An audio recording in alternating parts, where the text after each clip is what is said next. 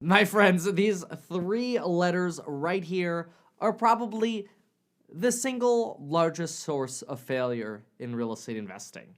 The after repair value. Folks, here's the thing. Any person that starts investing in real estate likes to go in and say, well, here's a place for $400K. I'm sure I could put in a kitchen, bathrooms painted, and do everything for $20K, and the place is going to be worth $600,000. After repair value, $600K. Hey, and it only took me $20K to get there. Well, before you know it, it turns into $120K. Now, we'll talk a lot about repairs and expenditures in the renovation sections, and you'll learn through experience heavily what construction entails and what you're really going to be up against in determining the after repair value. So the more you do real estate, the more you own real estate, the more you'll know about this. Now, this is exactly why I suggest people start with a condo or a townhouse or something simple, so that when the toilet breaks or there's a water leak or the water heater goes out or you need a fence repair or you need some stupid little vent replaced, you start realizing the value of the dollar in real estate. The last thing you want to do is get into some $100,000 flip based on numbers that you did on a spreadsheet, yet you have no construction experience, and you didn't surround yourself with the correct professionals, the correct agents and contractors to help educate you on what are realistic numbers, or they told you when you chose not to listen to them, which, yes, that is a personal story. I give my clients numbers. I'm like, this is going to be an 80K reno for you. Oh, I'm going to do it for 60. Okay, I told you. And sure enough, I'm right. They're wrong. Not saying I'm always right. I'm saying I have experience in realizing that construction is expensive. And so this is kind of an elongated preface here to say, be conservative on your ARVs. So now, what is the ARV? The ARV is the after repair value. And folks always want to know, well, how do we value what the after repair value is? It's very, very simple. And the only way you should ever do this math is if you actually have the comps available through a comparative market analysis to see what the property you are renovating looks like or will look like afterwards, and what are those comps selling for. So for example, if we do a comparative market analysis, we're going to do usually two kinds. We're going to do those as-is kind of comps. I see these all the time. See them around, it's those wedge deals, the 480K deal, we got a 495K deal, and let's say there's a 500K deal. And these are all 3-bedroom, 2-bath, 1,400 square feet, okay?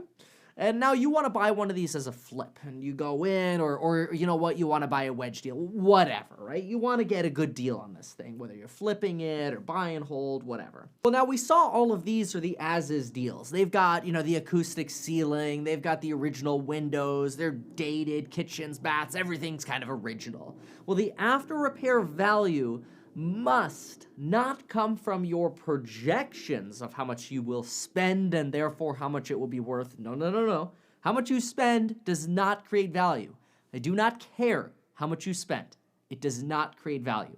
The only thing that creates value are other comps. So you want to find other 3-bedroom, 2-bath comps that are 1,400 square feet that have ideally been remodeled or flipped by other people, or been remodeled by homeowners, although homeowners have a tendency for over-improving, so you have to be careful, especially if you're doing rental grade or flip grade renovation work and you're trying to compete with a homeowner that way over-improved. But let's now say you see comps of, say, 650, 655, and 645. So now we see, okay, after repair value is, let's just call it, let's be conservative. Let's go with 640 as the after repair value, and we're going to be able to pick up a deal for 500, let's say.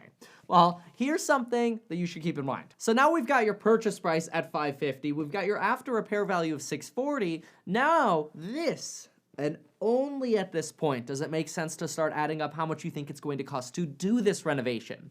If you could do this renovation for $60,000, then with holding costs and closing costs, let's say whatever, you're into it for $80K. Now you're into the deal for $580,000. It's worth $640,000, That's great. That's pretty good. Is it going to make sense to flip it? Well, now you have to figure out what your selling costs are, and say the selling costs are 40 grand. Great, well then you'll make 20K. Is it worth flipping? You have to sort of evaluate that yourself. Always pit a flip against the buy and hold, and then determine, oh, okay, well, based on principal pay down, appreciation, so on and so forth, which is a better avenue. But now let's say you do these numbers and you're like, wait a minute, for me to get it to be worth 640, I'm gonna have to spend $140,000. Well, guess what? In this case, you think you're gonna spend 140, you'll probably end up spending 180. Sort of add 20% in there, pretty much always add 20% in on top of what you actually think the after repair value is based on how much you have to put in. A 20% buffer is a good idea. But anyway, if you have to put in 140 into a $500,000 house, why don't you just buy the place for 640 and not do the work? Sure, now you get to do it yourself, you get to choose the stuff, but it's a pain in the butt to do a $140,000 renovation. So there better be a solid spread between the two numbers, a solid wedge to justify why you would want to spend so much money in doing this kind of work. And remember too, oftentimes we have to finance those repairs. So keep in mind that whatever your finance fees are should really be considered when you're looking at the after repair value for deals. So a lot goes into it, but definitely by far, the number one mistake people make is they overvalue the after repair value. And the number two mistake is, so on one hand, overvalue after repair value. Number two mistake is they undervalue the amount of money it'll take to get to the actual after repair value. Now, one final note on that.